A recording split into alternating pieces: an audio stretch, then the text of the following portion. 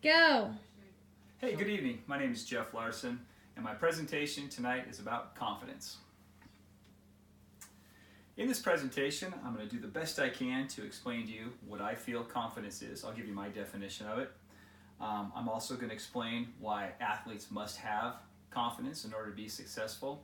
And finally, I'm going to explain why it's important for a coach to work hard to build that confidence in his or her athletes. So let's begin. What is confidence? Well, my definition is pretty straightforward. Confidence is a steady belief that you have what it takes to successfully handle any situation that you find yourself in. This is important in athletics. Athletes need to understand that they can be successful, whether it's crunch time or the beginning of a game. But even in other areas of life, maybe a job interview or some other important meeting that's going on, confidence will give you that ability to know that you can shine when the situation gets tough. Are you confident or are you not? Let me give you a little personal story. This is from my background. Back when I was a sophomore in high school, over 30 years ago now, I worked hard and was able to, through a lot of practice, be able to make the varsity basketball team my sophomore year. I was really excited. I was walking strong. I knew that I had what it took. I could shoot well, dribble, pass. I just felt that I could handle anything that was thrown at me. Sadly, as the season wore on, I had a coach who he wasn't very good, and he was critical. He benched you if you made mistakes, and as the season wore on, instead of having great confidence, I found myself having less and less confidence, to the point where at the end of the year, even though I knew how to shoot, even though I knew how to do the other things, I couldn't perform in a game, and I found myself not playing at all. This situation was so negative that I actually never played basketball again. So it's super important to be able to have confidence, and without it, you really are in trouble. This next slide, and hopefully this demonstration will explain that. I believe that with confidence, you can certainly accomplish things, but without it, you can't. I'm going to bring my son in for this next part of my presentation. Come on in here, please, Seth. Seth is a 6'3" college athlete, 185 pounds. He's a lot stronger and a lot faster than me, and probably a lot smarter than me too. But in this demonstration, I'm going to ask him to do a couple things, and we're going to show what happens with confidence, and then I'm going to introduce doubt, and we'll see how he handles that. He's never done this before, right? So he doesn't really kind of even know what he's doing. So just play along and just do what I say. Okay, so you're going to hold your hands out like this, please. Okay, I'm going to press down on him. Before I press down on him, I want you just to start saying, I'm strong, I can do this. I'm strong, I can, over and over again, okay? So I'm going to be pressing hard. He's going to resist me. Go ahead and start saying it. I'm strong, I can do this. I'm strong, this is easy.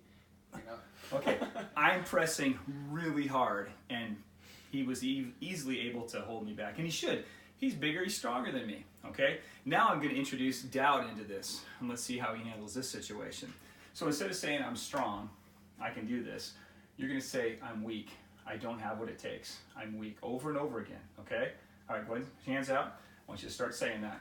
I'm weak, I can't do this. Definitely cannot do this. I'm weak, I cannot do this. Whoa. Did you see how I was able? Thank you, Seth. Did you see that? When I introduced doubt, the stronger, superior athlete was not able to maintain. Folks, this is so important. As a coach, if your athletes lack that confidence, that's what can happen. A lesser opponent can easily defeat them, and my son helped demonstrate that. Confidence, with it you can, without it you can't. In our textbook, Coach Brown talks about being a confidence builder or a confidence cutter. As coaches, we need to be people who build confidence, not cut confidence. Remember, my sophomore basketball coach, he cut my confidence. I was worthless by the end of the season. No, we need to be coaches who are able to help our athletes understand that they can handle whatever situation they're in. Build that confidence, not destroy it. In our textbook, Teaching Character Through Sport, Coach Brown has this to say about genuine confidence. Genuine confidence is based on belief, and belief is based on consistency of accomplishment and daily work habits. In other words, confidence starts here. It's mental, but it also has to happen in the physical world as well. Consistently accomplishing things, working hard, being able to put it all together. All those things help create that mental set, that mindset that you really can be confident and you can be successful in whatever situation you find yourself in.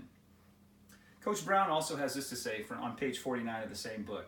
Players are in greater need of our praise when they try and fail than when they try and succeed. Successful athletes, they get it. They've just had the positive reinforcement they needed.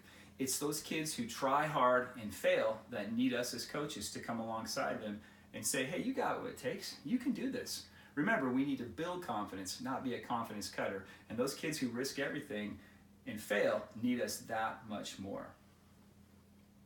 Another source, livestrong.com, also talks about improving self-confidence. And of course, the most important thing is practice, practice, practice. You got to do it over and over again.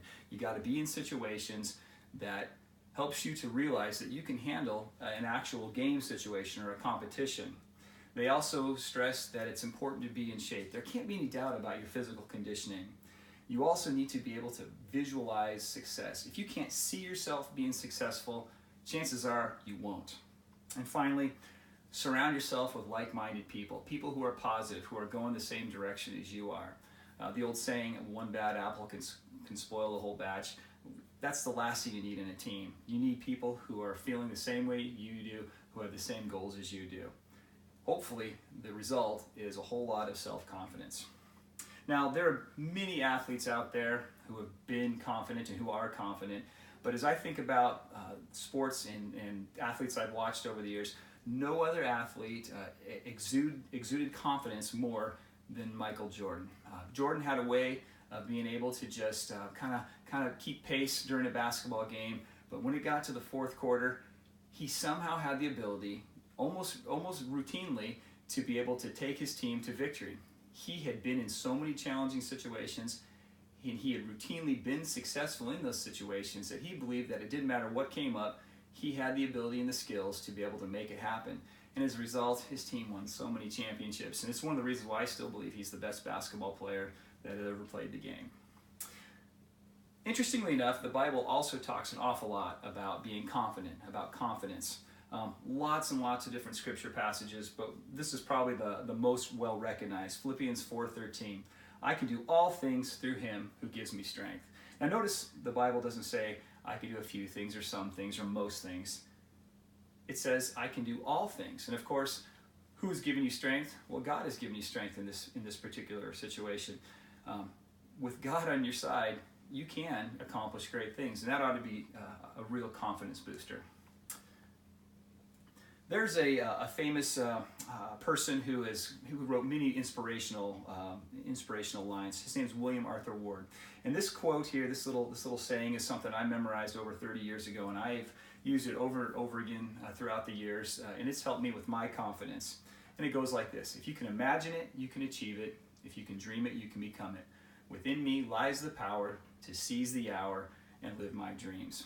This is something I've actually had up on my classroom wall over the years, and I believe that it brings it so clear that with confidence you can do so many great things. And again, I just recommend my students learn this, and it's great to be able to share that with you. So in review, today we've talked a little bit about confidence, and I've talked about what confidence is. I gave you my definition: being able to handle whatever situation you're in, just that steady belief, knowing that you can do it, you can get through it because you've practiced, you've been there. I also talked about why an athlete must have it. I told you about my own personal story as a basketball player and how when my confidence was destroyed, I couldn't do it. I also brought my son in, and we showed you through that little demonstration that when doubt creeps in, even a superior athlete can get beat by an inferior athlete. And then, of course, that's why it's so important for coaches to work hard to build confidence in our players and our athletes. If they lack that confidence, chances are they're not going to be nearly as successful as they could be. Well, thanks for your time tonight. I hope you enjoyed the presentation. Good night.